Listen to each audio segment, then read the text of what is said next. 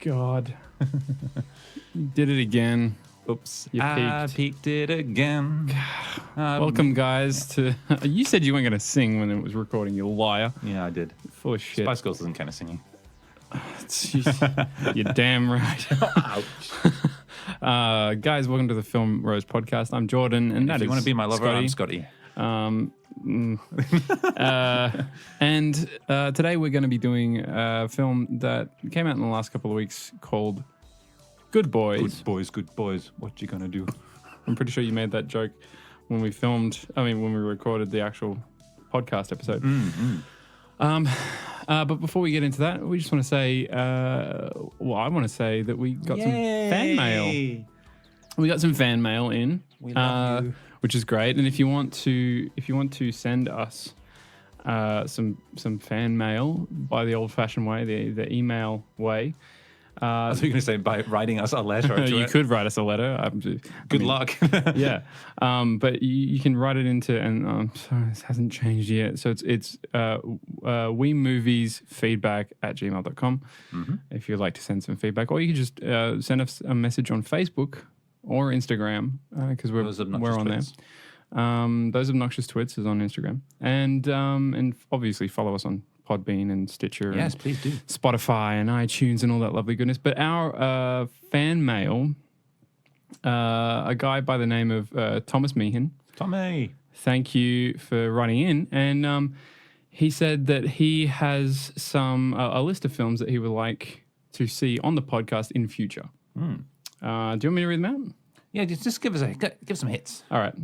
So here's the list: Doctor Who the movie, the 1996 one. High School Musical. Yeah, that'll be good. Pokemon the first movie. Spirited Away. Oh, Spirit Boy would be good. Yep. Mighty Morphin Power Rangers the movie. Oh, so wow! This guy's got new classics. one. Yes, I know. Kamen Rider X Super Sentai Superhero Tyson, and I don't know how to say this. It's the middle one there. Go Kaiga, Go Sega, Super Sentai 199 Hero Great Battle. Yes, it's another one of those, like Saint Seiya. It's like, yeah. Cool. So that's the list. That's what he would like us to review. Yes, there's something interesting. that would be fun to do. Yeah. Oh, have you seen? I can't promise we'll get to them all in the next 6 months. Doctor Who movie? No, I haven't. It is fantastically. It's an experience. Yeah. It's an experience. Yes. It's one of those movies. Yeah. Sylvester McCoy's in it for like 3 seconds. Who? Sylvester McCoy. Ah. Yeah, because he played the previous Doctor. Yeah. Okay. Oh, so it's one of those like transition films. The actor who plays the Doctor Who is actually a good actor, but he hasn't been in much. It's one of those weird things where it's like... I think I know which one you mean. Maybe. I don't know. I used to watch Doctor Who back in the day.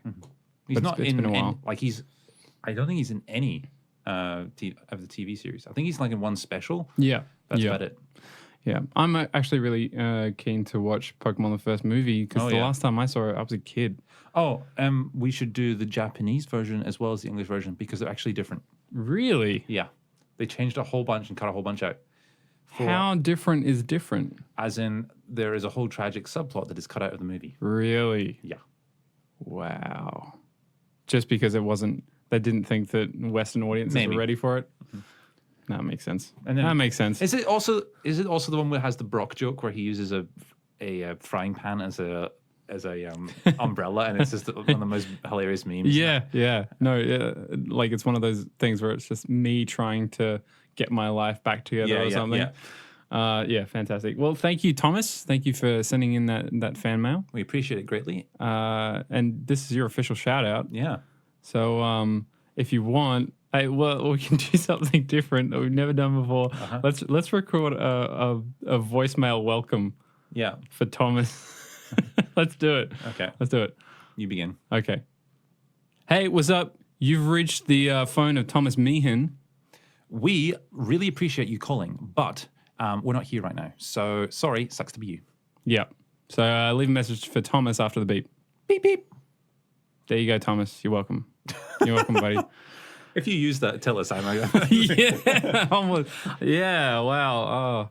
That'll be interesting. I don't think he would. I wouldn't if I was him. It's just a bad idea. Mind you, it's like, I know my one's terrible. So it's like... Yeah, that's true. Yeah. That's true. I remember like when I was going through a phase of like I got my first phone and then I got my second phone. Yep.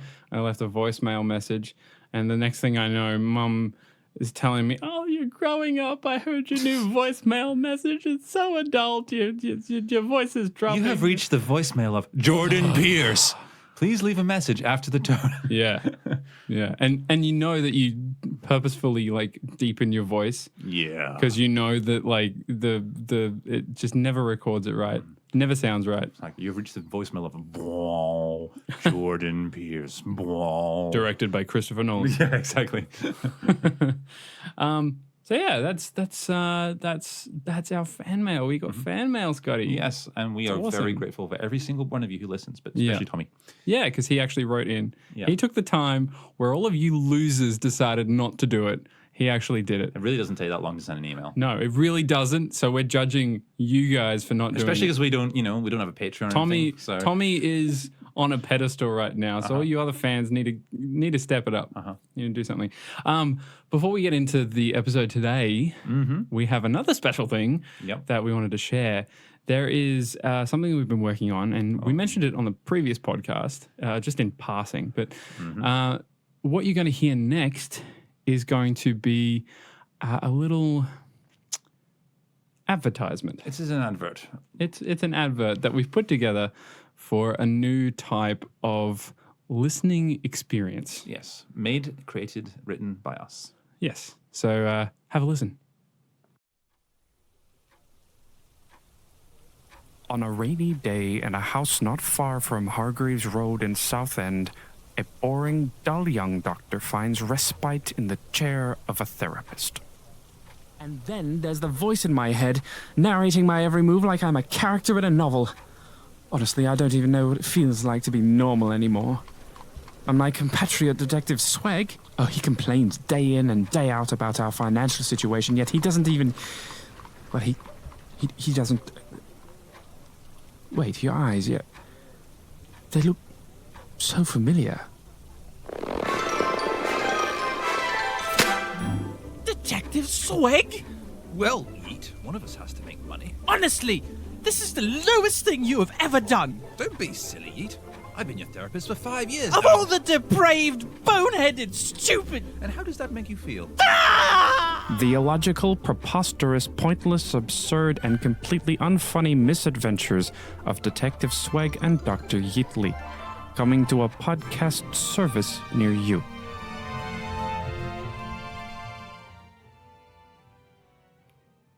Yes, that was our advert.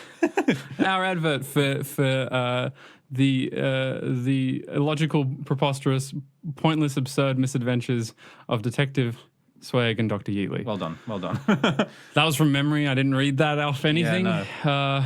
Sorry. Or as I like to call it, Yeet and Swag. Yeet and Swag. Yeet and Swag. But what we're planning is I think collectively both of us, we love the old style radio comedies and dramas of like the 40s, 50s, 60s that were like just so... They were their TV entertainment of the time, really. Yeah. Main source of entertainment at the time. I mean, even the original Mighty Boosh radio play, I actually prefer to the TV series, funnily enough. And I also loved Douglas Adams' Hitchhiker's Guide to the, the radio play as well. Did you know Flight of the Conchords did their own little radio play before they went to HBO? That makes perfect sense. It's great. So maybe something will happen. HBO, if you're listening, please get in touch because we need better jobs now. we would like you to pay us. Yeah, to make entertainment for you, or even don't pay us. Just pay for room and board. We'd be actually no. If you just give us bare minimum wage. Yeah, bare minimum wage, just like $12 an hour, but you pay for food and board. We'll churn anything out for you. But yeah, so that's coming up, and it's kind of in the vein of like a comedic version of Sherlock Holmes. Really. Exactly. And it's fun. We've had fun writing it. We've had fun recording it as well. Yes. And what we're going to do is every month we want to release a new episode on this podcast. Yeah. And then when we reach the end of the season of Yeet and Swag, we're going to put the entire season up as one audio book. Yep. for you guys to listen to the whole thing at once. Yeah, we'll probably get in touch with Audible or something. We haven't decided exactly how we're doing it yet, but that's the plan. Yeah. So it's I'm really excited. Really excited. This is the most fun I've had for a while in terms of like creating content. Yeah, it's been so much fun to record and come up with jokes. Yeah. So. But until then, here is our discussion of not trivia. Oh yeah, no, we got to do trivia. I've completely forgot about trivia. Yeah. Well, speaking of completely forgetting about something, I was about to say. Speaking of completely forgetting about something, who was our that's too mean. I was going to say very forgettable trivia answer, but who was James Corden was the answer to last week. James Corden, not James Gordon. No. James Corden. He started out in British sitcoms, and then he made his way into a few movies. But basically, I think it's since he's become a host. Yeah, at the States, he's really taken off. He took over from Thingo. Jeez. What's his name? The Irish. Craig Ferguson. Craig he's Ferguson. Not Irish. He's from Glasgow. I'm sorry. The funny thing is, Glasgow's It's been a while. Irish. It's been a while since I've. It's half Irish. Oh, okay. Yeah. All right. I see how it is. But yeah, so he took over from that, and he's been doing that for ages, and he kind of just does a little bit past. But he's in the new Cats film, and I saw the trailer, and this is Space Jam all over again, man. It's given furries a reason to go to the cinema again. I'm not all for it. I'm really worried. No, you know what I mean. Yes. Like, It's just like Taylor Swift in a cat suit with big boobs is just not. I don't think something that the world needs right now. Well, Taylor Swift in a cat suit with big boobs isn't something that. Anyway, let's leave that at that. Where are you going with that? I was just saying, it's like it depends on how you do it. But anyway, yeah. Well, I can picture it. There's plenty. There's plenty of ways to take that. I'm not blaming Taylor Swift. No, I'm not gonna. No, of course not. No, she just signed paperwork and is getting paid a decent amount of money to do it. Oh, yeah, they all are. So yeah, money. I'm not blaming anyone unless they phone it in. I'm never blaming any actor for any bad film that's ever come out. You know what's funny? It might end up being like The Room, where it's just like it's a god awful movie, but or it could end up being like an Academy Award winner, like Les Mis, and no, not like Crash. Like Les Mis, but it doesn't get people going to see it because of how stupid it looks in the trailers. Okay, yes. You know, marketing. Let's head over to our show. Let's head over to Good Boys. Yeah, let's go over to Good Boys, and we will have a little break, and then we'll get into it.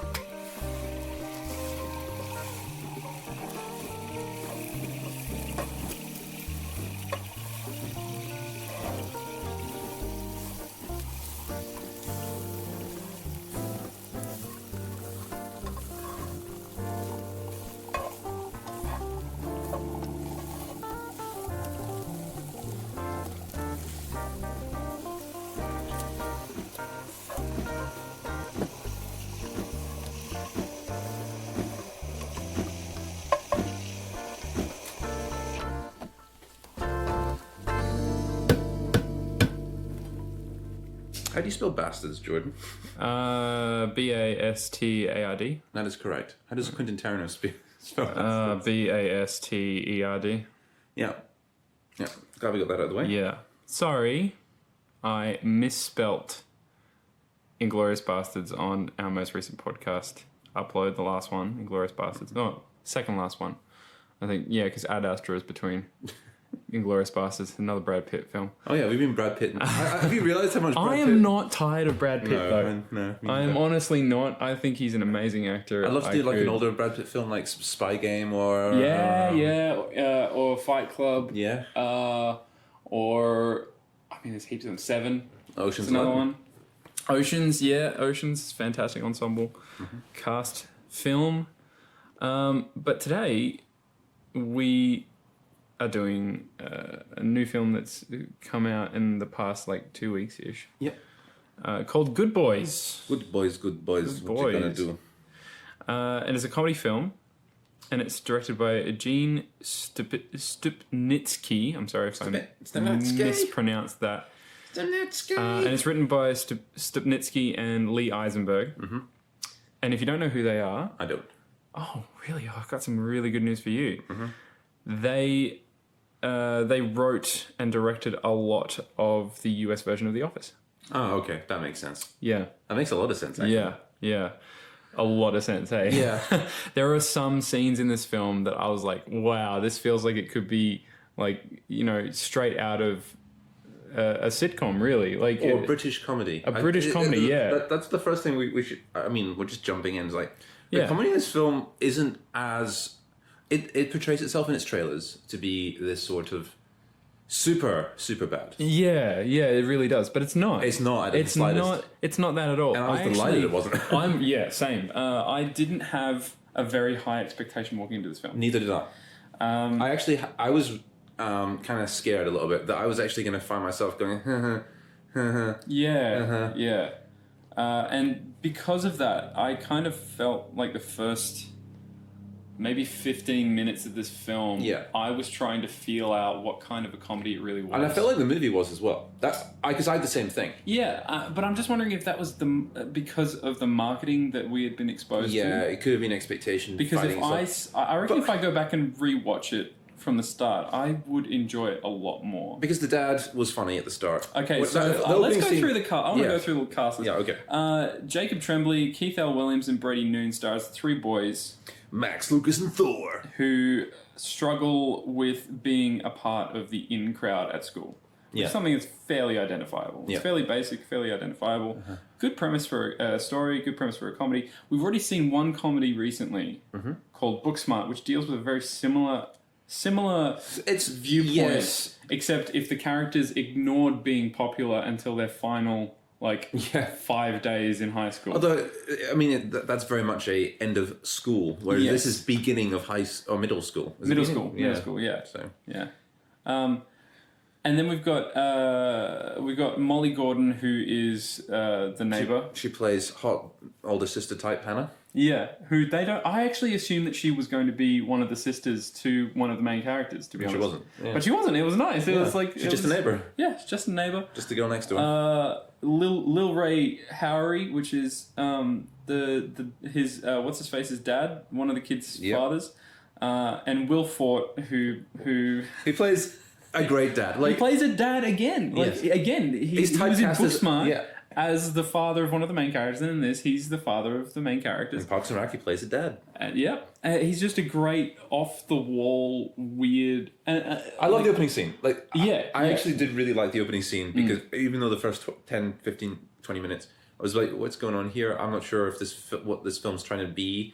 But when I figured it out, it's fine. But that opening scene where he comes in is like, oh, I'm proud of you. I was just like, he catches his son looking at, not porn, but he's basically becoming, he's on the cusp of puberty being has sexually come active. And so Will Fort comes in and he's saying goodbye to his son before he goes on a trip, because he's a pilot. And this is where we get the setup. And this is great. Classic filmmaking techniques here. It's very basic, bare bones. The thing is, it reminds me a lot of John Landis movies. Is that right? Director? Yes. And so what we get is the first 5 minutes of this film is setting up the entire film from start to finish. Because he walks in and he says, "I'm going away for a couple of days, and don't touch my drone because I need it for work." And also, I'm so proud of you because you're becoming a man. You're growing up. You just discovered a good toy, the greatest toy. Yeah, years of enjoyment out of it. Oh, that's such a good line. I'm just grabbing a coffee. And it's great because we, the audience, know where we're headed. And I felt like by the end of the film, we had been taken care of really well by the director. Yes, they had guided us through this nice story. And it had some, sometimes the beats didn't hit. The comedic lines sometimes were a bit sometimes missed. the comedic. But I felt the emotional moments... But overall, the emotional moments always hit. Yeah, exactly. And I think that was something that I was not surprised at when I looked back and saw who made this. It's like The Office. Oh, okay, that makes so much sense. It does make so much sense. Because in The Office, similar things happen. Not all the comedy will hit in The Office. No. But all of the emotional beats will. And all the dramatic moments do as well. Yeah. People forget how the plot lines of The Office are quite dark in some places, so it's good. Well, Roy finds out that Pam kissed Jim while they were still together, and he goes freaking nuts, and Dwight maces him in front of everybody in the office. Like it's really, it gets it goes places and explores places, and this film does similar things. Yeah, but without, I feel like the danger with this was, it's going to be a super bad.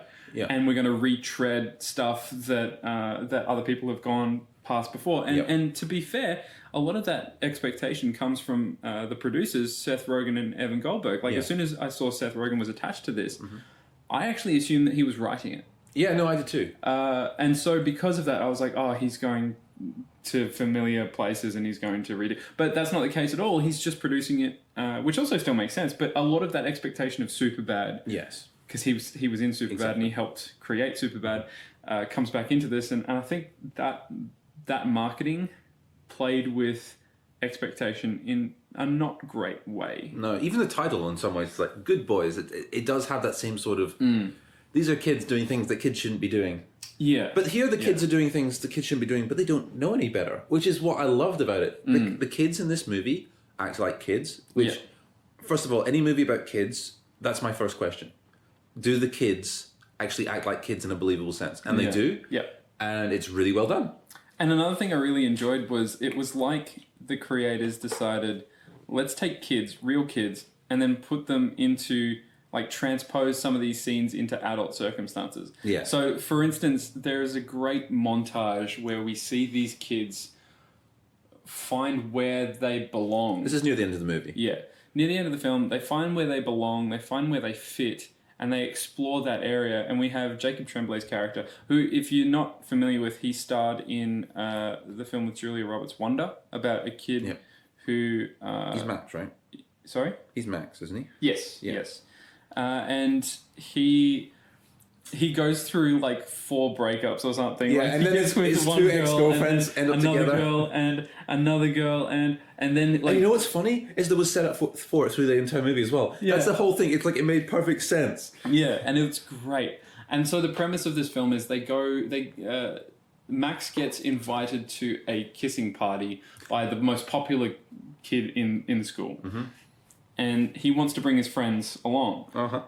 But good mate. Yeah, good friend. And this is another thing that I really like. It doesn't do the whole like Landis thing where it does the basic, oh no, betrayal, oh no, friends are now enemies kind of bullshit. Mm-hmm. Where like throughout the whole film, they're still friends. Yeah. They are still friends. We have so many movies about the kid who's on his own, the wallflower. Yeah. It's nice to have a group of wallflower because that's more realistic anyway. Yeah.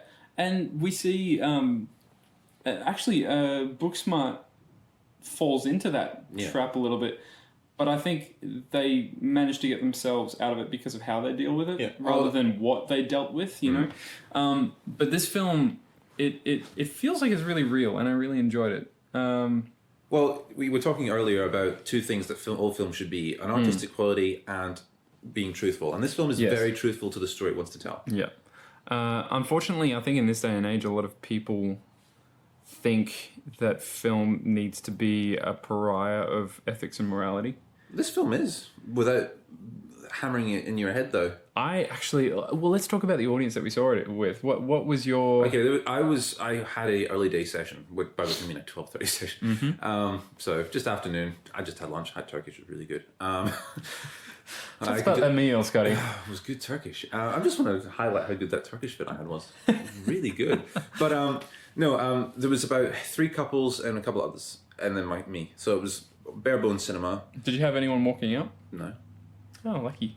You had someone walk out? I didn't have just somebody. I had probably 8 people walk out at roughly the halfway point. Really? Yeah. Yeah, that's interesting. Yeah. Yeah. They're lost. Because the middle are, honestly, they are the middle finger of Australia to culture personified, to be honest. Like, that's... But this is like the ultimate in terms of... In some respects, this is a movie that should appeal to that sort of crowd. This audience, I feel, was so fickle in what they wanted and what they expected. Because I had this chick behind me who saw one extra in the film and could not stop talking about him. I'm not joking. Really? 4 scenes later, she was still saying, And I swear he's one of my like friends from high school's brother. I swear I've seen him before, it's him. I know it's him. And I was just like, oh, shut the fuck up. Wow. Like, this is a movie. Just sit the fuck down, shut the fuck up, and watch the film. Honest to God, like what? Cinema etiquette is a thing that is dead. Yeah, and it frustrates the shit out of me. Like, I don't give a shit if you're talking through the promos or the ads, because that can be quite like fun. But you see, for me, in comedies especially, you actually are allowed to be louder, but it's still meant to be reaction to the movie. Yeah, but there was one that was really funny earlier on when Will Forte was there. Yeah, and he says, "Oh my gosh, this is so exciting for me!" Like watching his son grow up, and then someone in the very back said, "Yeah, it's exciting for him too," and the whole cinema cracked up, and it was great, fantastic. That's good cinema etiquette for a comedy. Bad cinema etiquette is going on and on and on. 3 scenes later, about an extra that you saw in a very fleeting moment. Maybe the people who walked out were just reacting to her. No, they weren't. They weren't even listening. Okay. The guys that I saw leave were in the front row, like two rows in front of Em and I, and they were on their phones for the whole fucking movie. That's weird. Yeah. It's just, I saw the glow, and I looked down, and he's just looking at pictures on Facebook. While the film is why did you pay money to go see this movie? Doesn't make any sense. Unless, of course, the only thing I can think of is that they knew they had to leave halfway through the movie to begin with. But why the fuck would you buy a movie ticket? Just go get something to eat and wait out there for an hour or something. Like, what the fuck is wrong with you? Oh. So I have a big problem with Central Coast audiences, and I know this probably happens everywhere, but at the same time, like, it doesn't happen here. Like, it's just... Etiquette has to be maintained. It's not hard to just switch your phone off. It shouldn't be that hard to just switch off and just watch a movie, right? Okay, I don't get annoyed by most things because I do remember near the start, I already paid attention to it at the start and the opening things were going. Someone was rustling with the popcorn, like, that's pretty loud, rustling with popcorn, but I don't care because... That's part of the cinema experience. Exactly, I'm okay with this. But what is not part of the cinema experience is having some dumb bitch behind you talking about an extra. I mean, God damn it! When I bought my ticket, the person selling me the ticket was excited because they'd seen it the night before and they're like, "Yes, I really enjoyed this. It's really funny. Go enjoy yourself." It's like, thank you. That's good. I'm all for the tellers telling me their opinions on movies. Well, it's the same with JB Hi-Fi. If you walk into here in Australia, for those of you who aren't in Australia, and possibly New Zealand, I think they have New Zealand branches now. But JB Hi-Fi is an electronics, games, movies, everything store that has these amazing reviews online. The good part of Walmart. Yeah. Well, they have these amazing reviews that they stick on with blue tack onto their products. And some of them are great and some of them are terrible. Either way, we love them. Exactly. And they give them 5-star reviews, and some of them they just put 1 star and say this is horrible. Like Anthem, one of the most recent EA video games that released, has like a 0.5 star at JB Hi-Fi, and they're saying, no, don't buy this game. And some of their reviews are hilarious, and they use Simpsons quotes and everything, which I'm a huge fan of. And so that's what that reminded me of just then. Like, they advertise their games honestly. Yeah. And I remember I can't remember who I was with. I think it was someone from work, and they were asking about, we were at JB Hi-Fi, and they were asking about Battlefront when it came out, like ages ago, at JB Hi-Fi. And the JB Hi-Fi guy there was just like, you don't really want it. Yeah, that's great. Don't get it. And the funny thing is... he would earn commission off this, and he's still like, no, don't get it. It's not worth it. Just go buy Black Ops instead. Yeah. And so, it's nice when you get people like that who advertise products or don't advertise products. Sorry. For reference, Em's in the hospital right now having a something done, and so I've got my phone on loud, so if it starts ringing, it just means that the hospital's calling me to go pick her up. And the only reason he's bringing this up is so when you listen to this, you know how good a husband you have. Yeah, I'm still thinking of you. I'm still, and I'm not even that far from the hospital. No, we can run there within 2 minutes if we wanted to. Yeah. Back to what we were saying. Audience, I think that also kind of ruined the film for me in a way, because I really, really enjoyed this movie, but the audience around me were fucking numbskulls. Especially from the halfway point, because that's where it starts to snowball, and it just gets better and better and better as the movie goes along. Yeah. And to have so many people walk out before the end of this film... Well, they missed out, so... There's just no respect. But it's also really dumb. Like, it's really just not economic to buy a $15, $16 film ticket. Yeah, and then just toss at the lowest price, by the way. So you could be paying upwards of $20, $21. I paid $18 for mine. To go watch a film that you're not even going to sit through. Mm-hmm. Like... I know marketing comes into this. I think we should talk about marketing, actually. I think because I only watched like maybe one trailer. I saw one trailer, but then it was on YouTube. And that was ages ago. And constantly. And this film did pitch itself as the super bad. Yeah. But what I got out of watching it is it's more akin to a coming of age, old school 90s comedy. Yeah. With some more... adult themes thrown in. It has a great 80s inspired sequence where they do the spin the bottle. Yes. And they've got the 80s synth in the background. Mm-hmm. They have neon lights. They literally have... It's almost like a scene from 16 Candles, really. Like, it's straight out of the 80s. Yeah. And it's fantastic. I love it. It had so many real characters as well. Even bit parts. So... Yeah. I know... is it Zeus's mum? Who's the Asian kid's mum? The mum character? I know. Oh, yeah, I have friends' mums who are like her. And it's so freaking great. Oh, and she's so straightforward because she like literally opens up oh, hi, you must be Soren's friends. Yeah. Oh, they're all down in the basement. I don't want to know what's going on down there. Yeah. And it's fantastic. And I knew, I didn't have a lot of friends. Shut up. I didn't have a lot of friends when I was, in primary school and stuff because we were moving around a lot, so I didn't really get to know many people. But the people I did know, there was at least one person who always came to school. He was a chubby kid. Always had Nutella sandwiches. His parents. Oh yeah, you don't need to say anymore. Yeah, his parents were rich as fuck. So whenever we went around to his place, there was like a 2-story mansion. He had like everything from the 360 to Nintendo to PlayStation. He had all of those. He had a big widescreen TV in his own room. And so, like, it's one of those things where the parents just, like, did not give a shit because they put all this money towards looking after the kids. That's why they don't have to deal with it.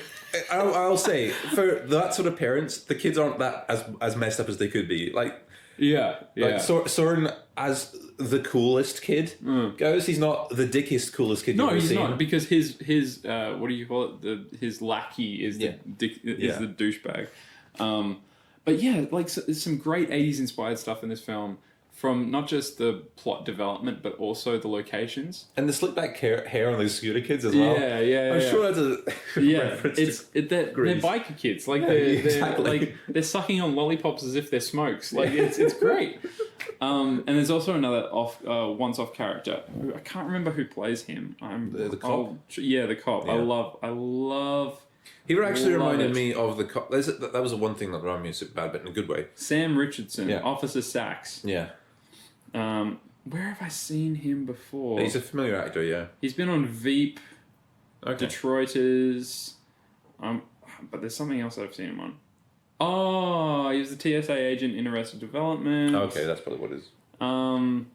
He was also in The Office. Well, that makes sense. For 6 whole episodes, so that's... Is Will Forte in The Office, which is a stupid thing to ask? I'm pretty sure he might have guest starred one episode somewhere. Okay. It would be weird if he hadn't, but Will Forte's great. Yeah.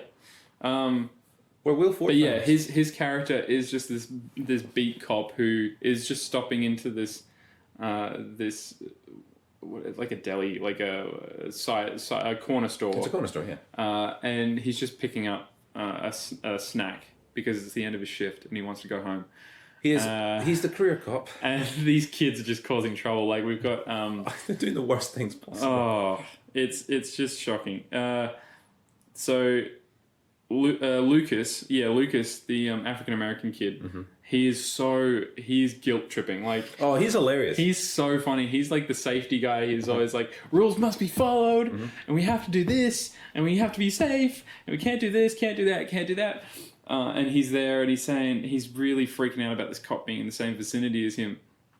And so he and Max are having this little argument back and forward of them, like, Max is saying, like, let's just go, let's get out of here. And it's like, okay, but what about the cop? Like, he's onto us. Look at him. He's eye fucking us, man. He's eye fucking us.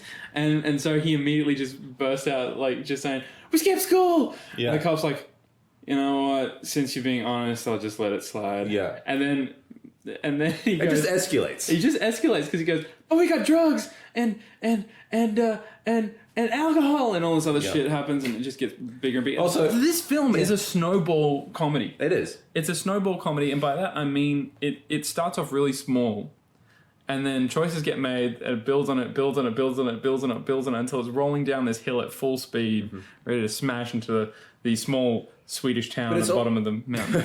But it's also character built snowballs. So all these comedy are coming out of the individual characters and the way they work against it. The Beanbag Boys, as they call themselves.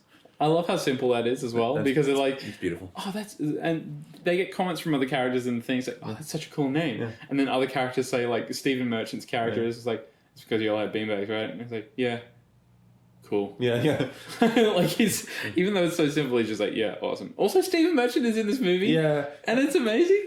And he's like this Magic the Gathering collector guy. Yeah. And he's trying to get this card off these kids for like $600 or something. Mm-hmm. And they dress up one of their parents' sex dolls as their mother. They don't realize it's a sex doll. No, they don't know. They say it's a CPR doll. Yeah. So the parents have obviously sold them on the fact that it's a CPR. Oh yeah, that's awful. It's so cringy, funny. But it's so good. Like, this film crosses some boundaries, but it doesn't cross them enough to be overtly disgusted, if that makes sense. No. Like, it's not, oh, that makes me kind of queasy kind of thing. No, it's still funny. Yeah. Because of how they treated those moments. It's weirdly tactful in terms of... So with the anal bead joke right at the end, when it's like, it's just enough to be hilarious, but not too much to be like, oh. But that's also, like, played on throughout the whole film. Mm-hmm. Throughout the whole movie, and I think it's it's Thor's parents. Yes, who are really into sex. They're stuff. nymphomaniacs. And it's funny because we meet Thor's mum, and she's like this super nice, super tame acting person. Like, she's just so unassuming. They keep it in the bedroom. Yeah, and she's just like. She's like, oh, hi, sweet. Like, because Thor is like this rock star wannabe. He's got a fantastic voice. And his arc in the film is he's the theatre kid. Yeah, and I felt particularly drawn to Thor as a character. I really like that character. That's why I find him so annoying. I'm just kidding. Of course you did. No, I actually like theatre kids. We get no respect. Yeah. No respect, I tell you. I actually liked all three of the leads and how individual they were. Yeah. And Jacob Tremblay, like, far and away the best actor. Yes, he was. Even though the other two are fantastic, don't get me wrong, he is far and away the best one. And I feel like, because he's the one with the most experience out of all the child actors in this film. Yeah. He's done a lot.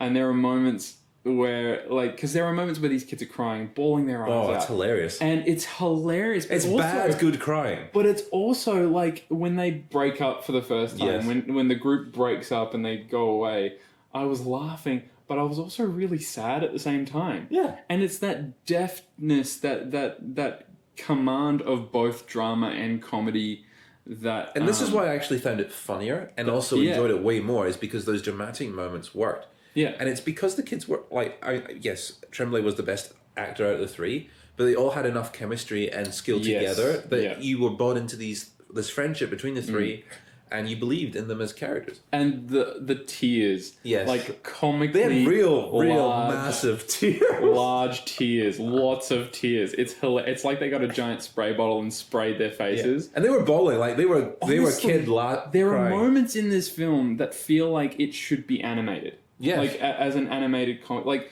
I talk with one of my mates at work all the time about, like, doing a TV show, and he's like, oh, you've got to make it animated because that's the only way that people are going to be invested in the ridiculousness of what happens here at work. And I'm like, no, I want to make it live action because there's so much you can do more with live action. And this film is like that. It's it uses stuff that you could only get away with in animation. So the giant anime tears or the anime eyes and all that other stuff.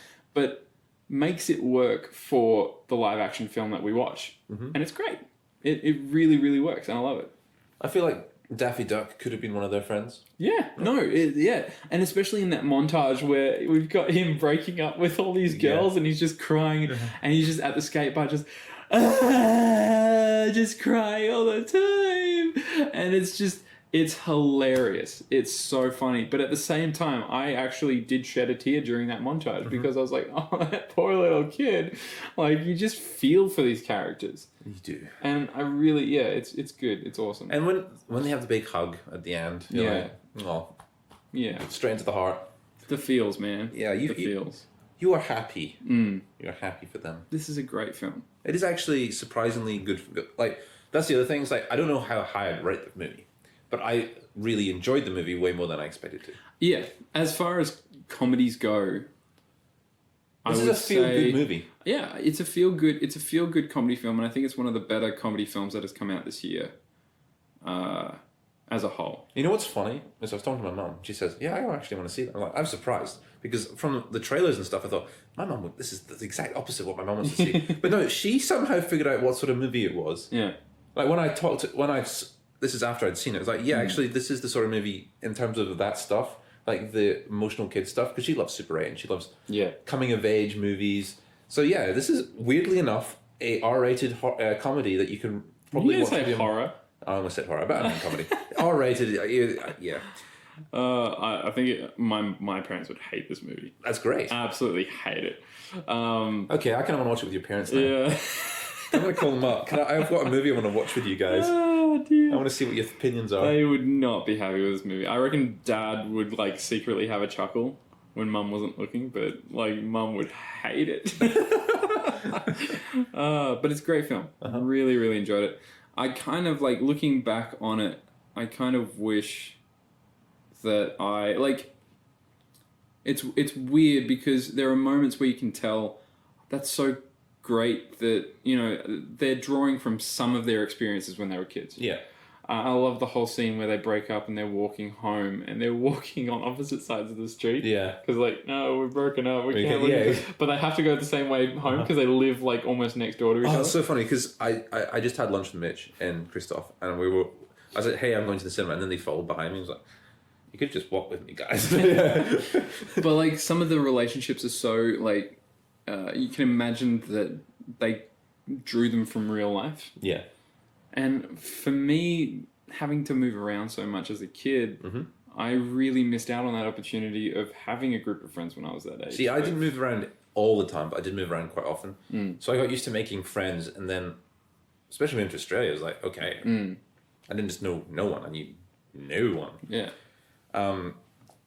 And especially when you compartmentalize friend groups as well, from outside school and inside school, it can be awkward.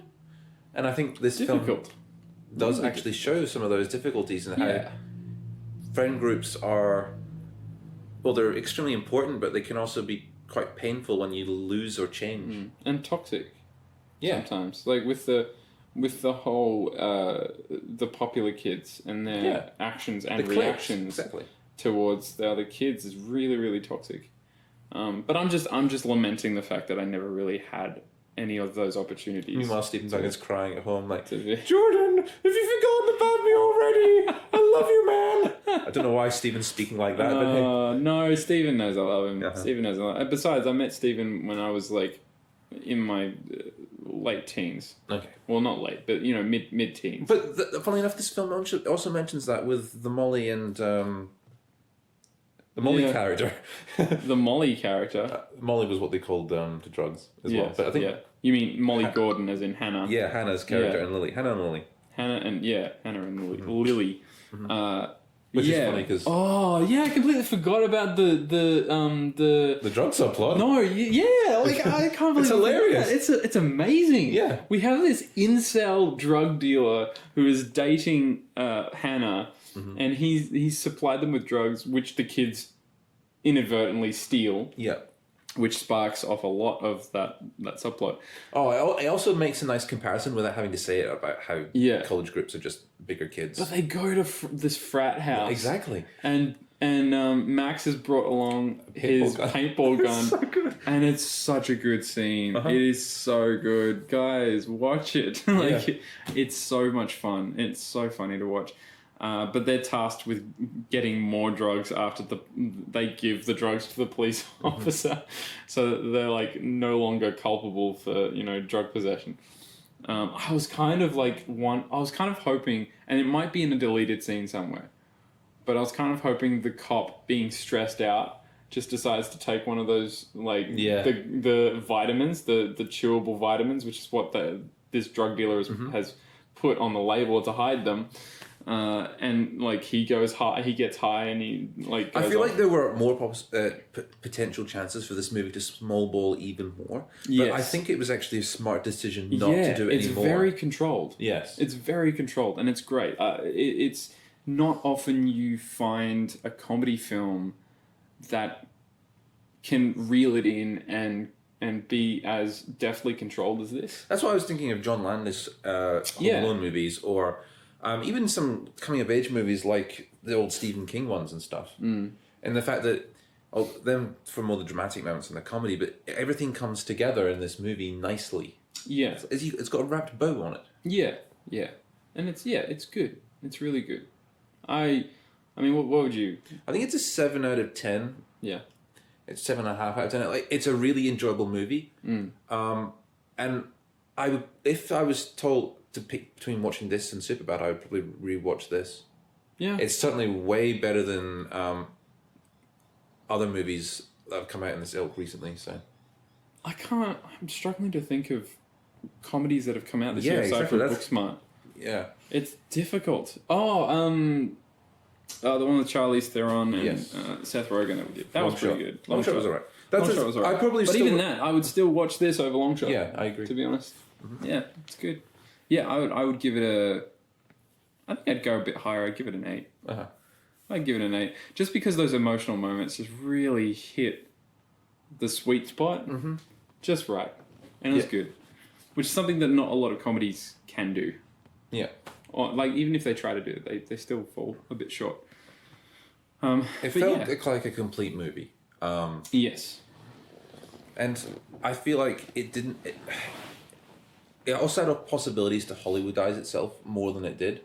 Yeah. And never did that either. And there were opportunities for that as well. Yeah.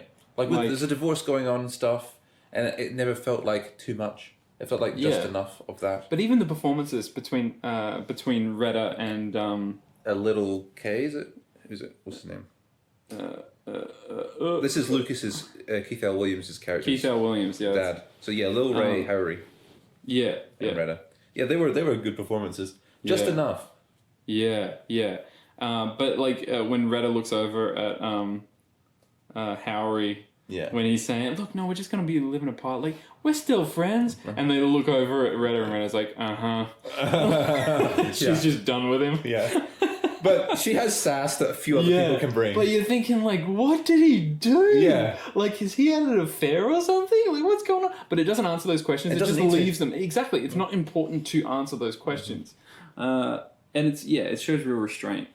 And I feel like that's also something that audiences aren't used to.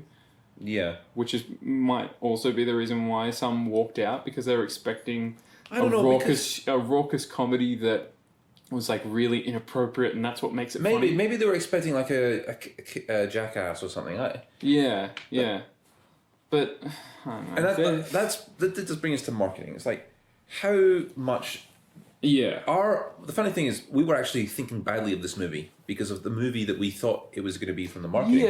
Yeah. We're thinking Sausage Party with kids. Yeah, and Sausage Party. I know that got a lot of positive reviews from critics, but I don't like that film.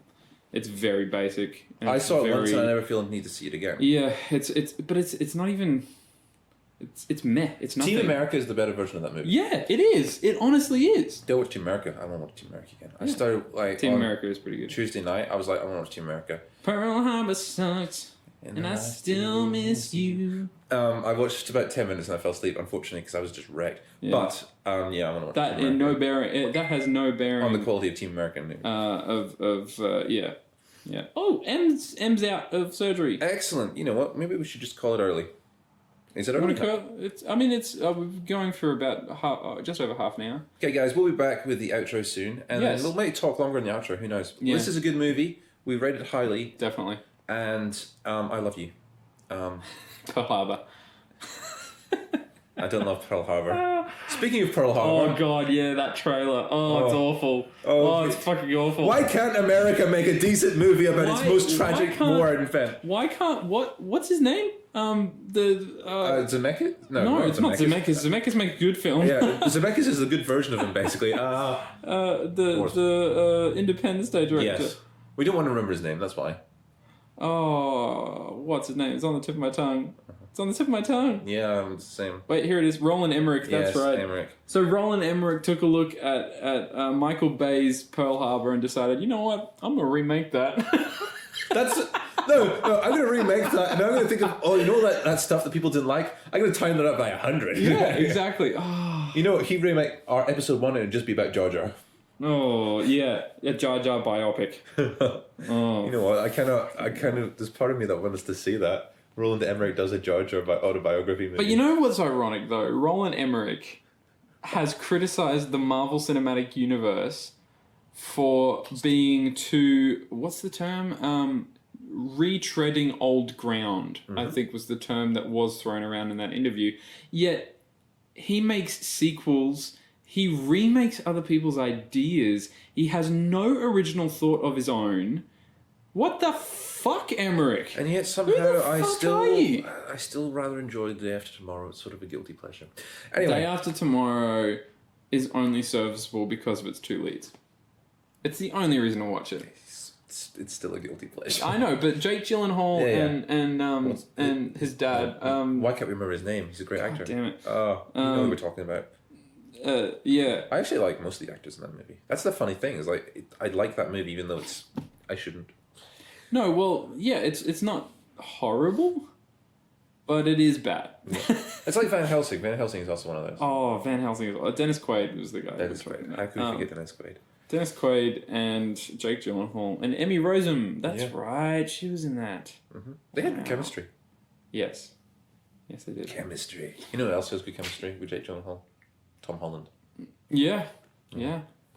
Far From Home was a decent Marvel romp. Well, if you want a sequel to Breakback Mountain, it's... No. Oh, Tom Holland looks way too young for that crap. I don't think he is, but yes. No, he's like 22, 23. But he looks like he's 17. How old's Jake Gyllenhaal now? Jake Gyllenhaal's in his 40s, I'm pretty sure. But he's still a big kid. Or his late 30s. Late 30s, I think. Mm-hmm. But yeah. Donnie Darko. Mm-hmm. Donnie Darko. We should go. We'll be back with the outro. We'll have an extended outro. Yeah. We'll talk about, stuff and things and all that jazz. All right, so we'll take a break. See ya.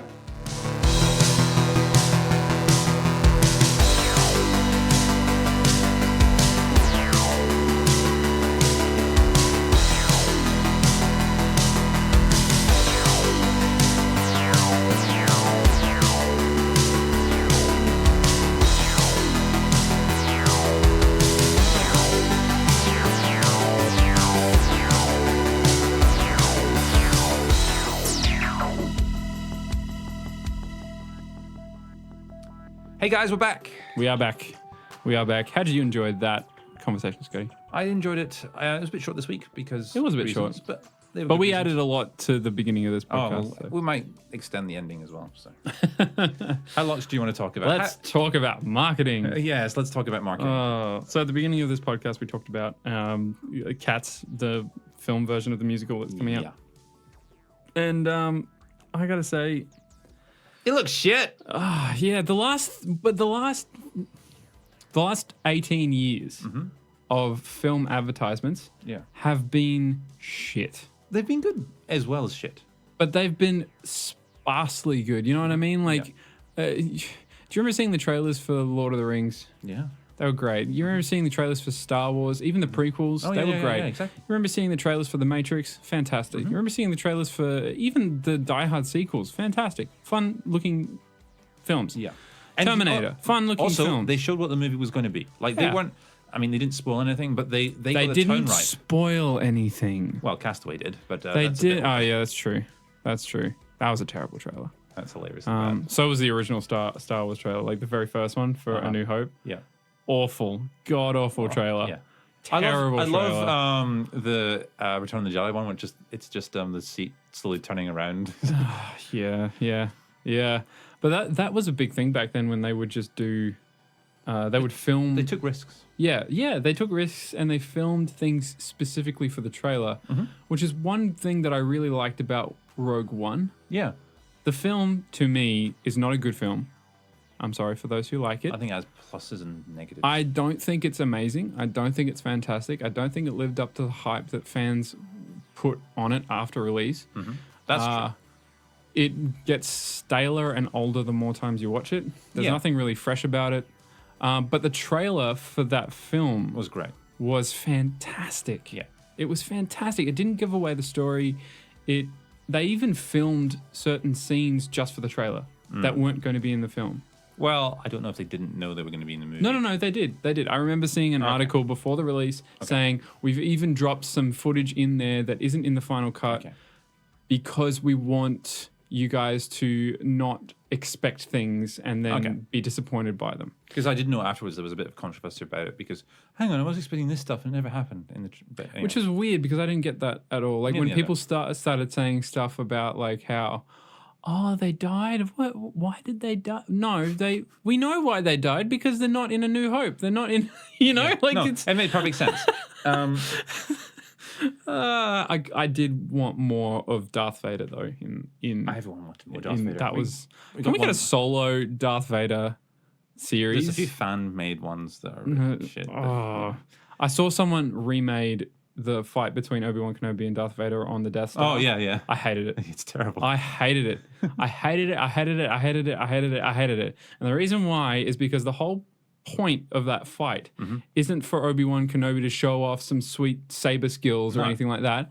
He's putting his life on the line to allow others to escape. Yeah. It's not about the fight. It's about what he's sacrificing to allow hope to live on. Indeed. And that is what the whole premise of A New Hope is, even the friggin' title. So that short film, as much as it was like a decent spectacle or like a study in how to do CGI action, it just wasn't good. Yep. So I'm sorry. Marketing. Back to marketing. Well, that in itself is part of marketing, though. When people, when companies that do trailers for marketing misconceive or misunderstand what a film is supposed to be about. Yes.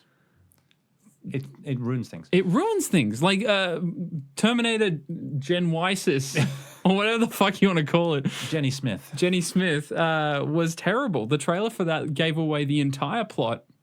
And not just the entire plot, but everything else, even the subplots. No apology. But then that movie was shit. So I was like, well, that's the thing. I'm actually really confused because was it shit because everybody knew what the ending was going to be, or was it shit because it was just a shit film? And could be both. It could be both, but at the same time, I feel like a lot of the expectation of that film was also wrapped up in its marketing. Yeah. So I'm wondering if we got a different trailer, if the reception of that film would be different. That's a good question. Because I feel like there are a few films out there, like First Man, whose trailers and stuff, it's almost like they advertised it as close to a sci-fi. Well, even Ad Astra is actually having a bit of that right now. Drama, yeah, exactly. Like the trailers for Ad Astra, if you look on TV or if you've seen them, like the gym I used to go to had often trailers just played in the gym. That's cool. And yeah, it was kind of cool. But a lot of them were very fast-paced, fast cut, gave as much information Super Bowl trailers? in as little amount of time as possible. Yep. No, Super Bowl trailers are great. I love Super Bowl trailers because they go for ages. And they're ridiculous. And they're fantastic. But it seems like it's almost like it's a recurring problem in that it feeds itself. It's a snowball problem. Yeah. In that we've displayed to production companies that we don't have a lot of time to spend on their product. Yeah. So we need something fast, quick. We need it now. You can tell about kids' cartoons, the perfect example. Yeah. They're Kids' getting cartoons. shorter and shorter. Kids' films in general are like, there's only maybe 2 companies that I will trust to make a decent kids' film out of the 7 that are out there. Which are, out of curiosity? Disney and DreamWorks. Okay. So what about Aardman? Aardman hasn't... I don't think Aardman's not really on the recently. spectrum anymore. Not anymore. No. There are a few, like the company that did Kubo and the Two Strings, I was going to say that which is great, but they don't churn out as much film as what these two other companies exactly. do. So out of all of the ones that really churn them out, Disney and DreamWorks are the only 2 that I will actually go, yeah, I will happily go and see those films. And Studio Ghibli. And Studio they stopped Ghibli as is that's part of Disney, really. Disney distributes them. So, but I won't, like any of the other companies, I will know straight off the bat. Like Secret Life of Pets, piece of shit. Piece of shit. It is I watched bits of it, and it's just Boss Baby. What the fuck was the Academy thinking? it's not that bad.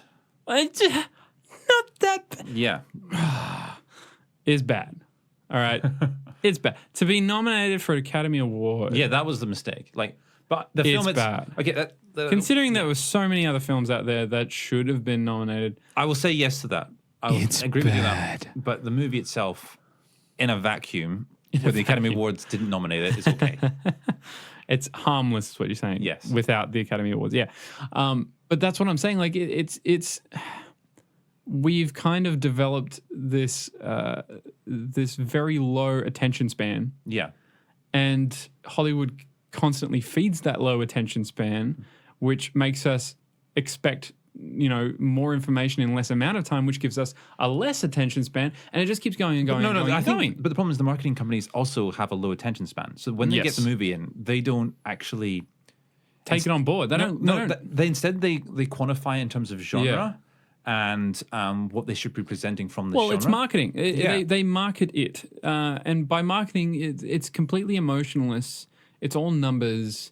It's all how can we get as many butts in seats as we possibly can, which I understand, I get, but at the same time, I think the more success you're going to find will be to actually cut to the heart of why people are going to be drawn to a film, not because you're selling it. Well, you look at the Film, good film in general, I believe, can sell itself. Yeah.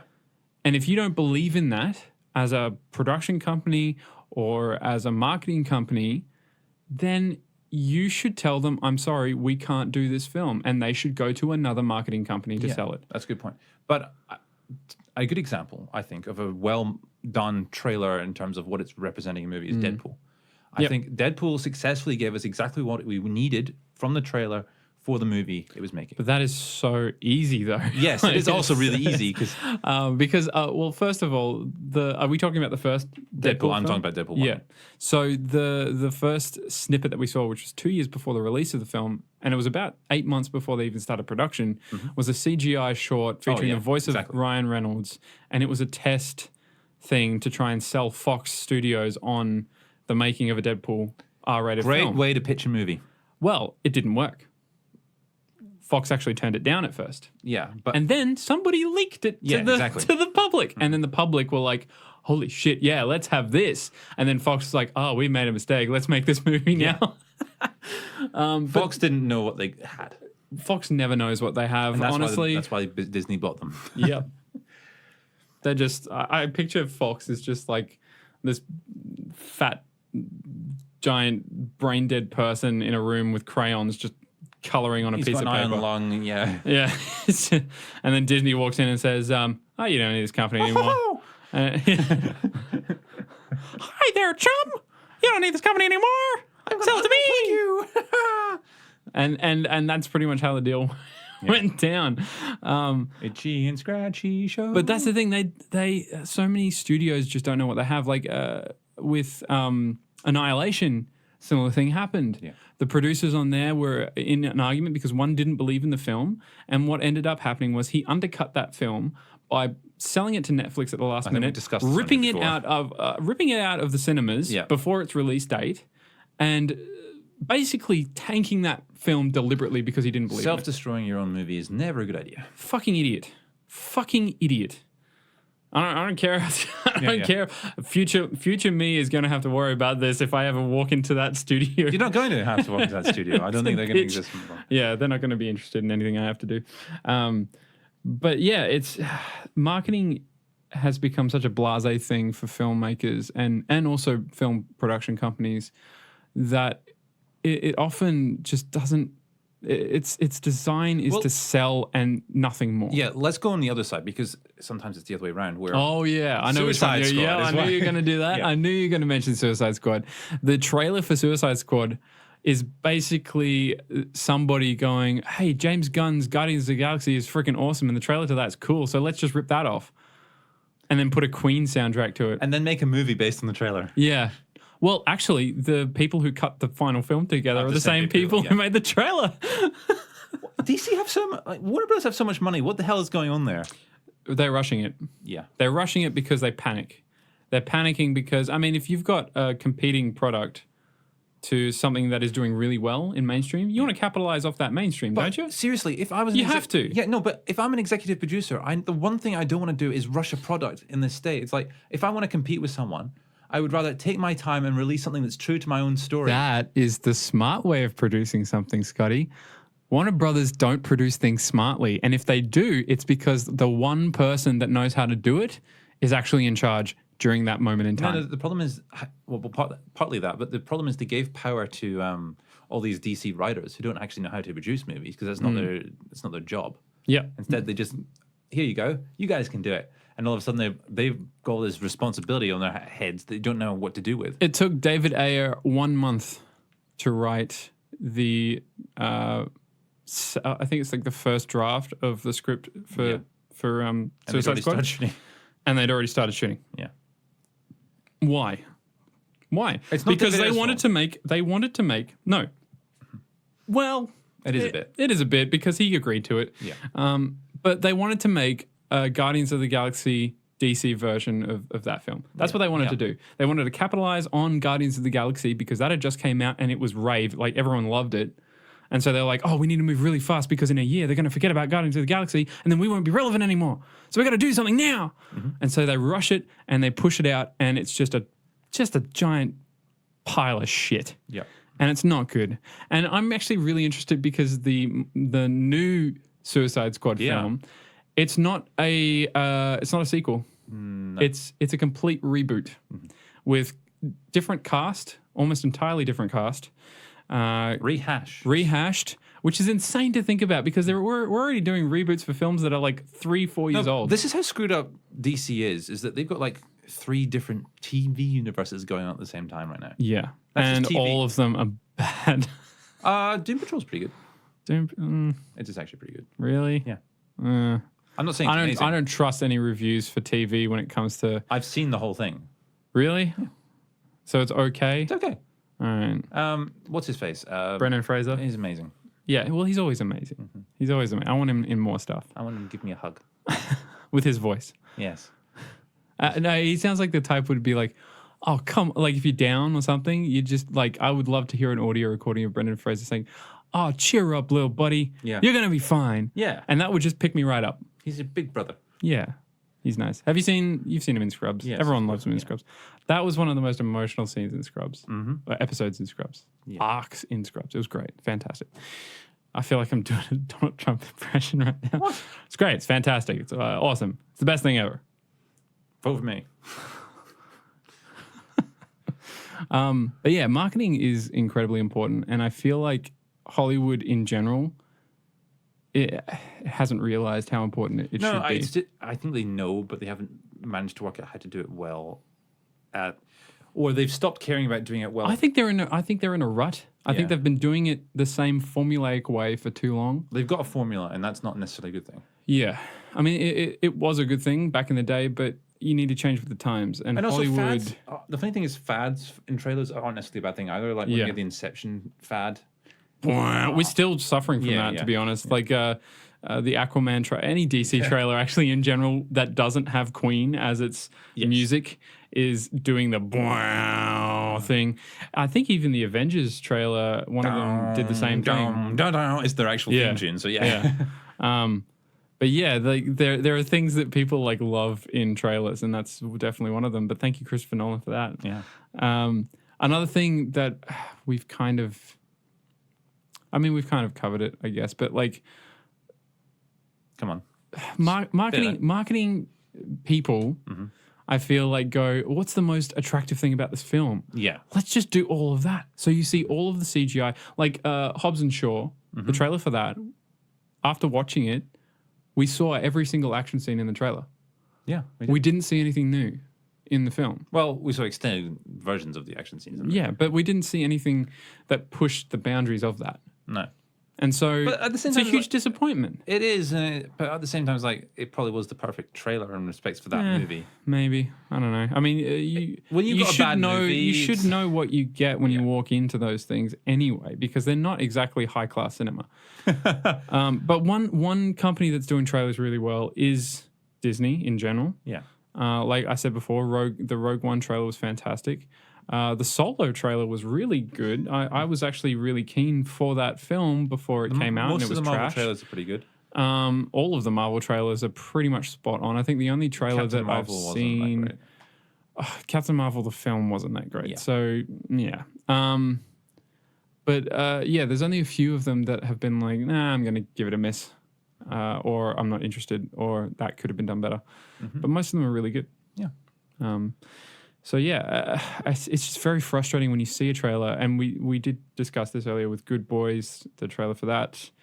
And also, movie. Well, that's the other thing. It's like it can be a good trailer, but if it's not showing the correct movie as well. Yeah, if it's not honest, and this is the thing, if it's not honest to the film that it's trying to sell, not only will you screw up your audience afterwards, or beforehand, or during, but you're misrepresenting a product. Yeah, and that is. Like customer service 101, be honest about what you're selling. Yeah, don't fucking bullshit us. Like we know what it is. We know, like we paying for the tickets.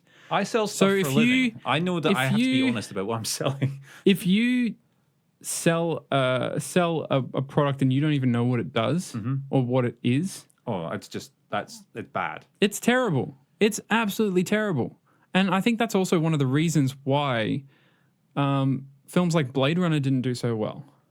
Is the marketing was trash. I can't really remember the marketing. Exactly. Well, that's another. But it went. That was another film that went to the opposite direction. It's the same as Arrival. Arrival had similar problems with its marketing. Same as Annihilation. Terrible marketing strategy. Almost non-existent, to be honest. Yeah, deliberately. Yeah. These films. It's almost like studios are scared to market them. Scared to put money into the marketing. Well, they're indecisive and uncertain. And that comes through your marketing. I think that's actually one of the easiest ways to see the producer's opinions of a movie. Yeah, is in what you see of the marketing. Yeah. Because if you see any trailers at the beginning of the going to the cinema before you see the film, and you don't understand what a film is about, or you feel like a film has been over-explained to you through the trailers, it generally means the producers have no fucking idea what they're doing. The funny thing is, sometimes producers they know exactly what a movie is, and they sell it anyway. I think Ugly Dolls is an example of that. Oh, yeah. Because they know what the movie is. They're selling exactly as it is. But we're not going to see it because it's just... Don't. And if you are tempted to go see Ugly Dolls... There are other things in cinemas. There are better things. You might as well just go outside and look at dog shit, because you'll get more of an experience out of that. No, let's get them other movies, like the Dora the Explorer's out. Yeah, Dora the Explorer. Again, marketing... Yeah, weird. A shameful marketing, but a good film. Also, I think it's a movie that kind of sells itself, though. So, by its very premise. Yeah. A little weird that they made Dora a lot older, but there's some interesting decisions in that movie. Interesting decisions, but apparently overall, it's a good film. Yeah, we haven't actually seen it, so we should call it. Yeah, but apparently overall, it's a better film than Ugly Dolls. I'll say that. Yes. I'll say that, because Ugly Dolls is trash. Is there any other kids' movies out? Trash. Abominable. Oh yeah, Abominable. Abominable. Abominable. That's probably better as well. Yeah, that is. Apparently, it is quite good. It's like I've heard it described as How to Train Your Dragon, but set in the Himalayas. Yeah, that's basically what I thought it was. So once again, trailers are actually giving us what we think it is. Yeah, and it's DreamWorks, so it makes sense. But yeah, wow. Okay, Trivia. Let's go to trivia. Yeah, trivia. What do you got? I have someone. I have someone. You do have someone. Yes. This person's middle name is Annette. Like as in butterfly net or Annette. Oh, Annette. Yes. Born July 26, 1964. 1964. An American actor, producer, and philanthropist. Was the highest paid actress in the world in 2010 and 2014. 2010, 2014. Oh, okay. And in 2015 was chosen as People's Most Beautiful Woman. And is a complete... Really? Yeah. And is a complete nerd. That's all I'm telling you. Wow. Has she been nominated for any Academy Awards? Don't tell me. I think so. Oh, okay. Can't remember off the top of my head. I'm not going to tell you anymore. That's what I'm saying. Once again, guys, if you know who that is, keep it to yourself. No, tell us. Send an email. It's reverse psychology, Scotty. No. I want you to spam our email with exactly who our trivia answers are. Yeah, and then we'll send a special reply out in the mail. Yeah. It'll probably just be like a drawing of a middle finger. Or something like that, yeah. No, we'll get creative. We'll use the answer and we'll make it into a middle finger. Yeah, there we go. Yeah, you're doing it, not me. I'm not doing that. Right. I've got way too much stuff on my plate. I'm editing everything. It's true. I'm writing the next episode for Eating the Swag. I'm editing the podcast as you listen. I'm probably editing right now, or I'm at my day job. I'm probably sleeping. Yeah. Like a lazy fuck. Thank you. Well, until next time, I'm Scotty. And I'm Jordan. Take it easy, guys. We love you. Bye.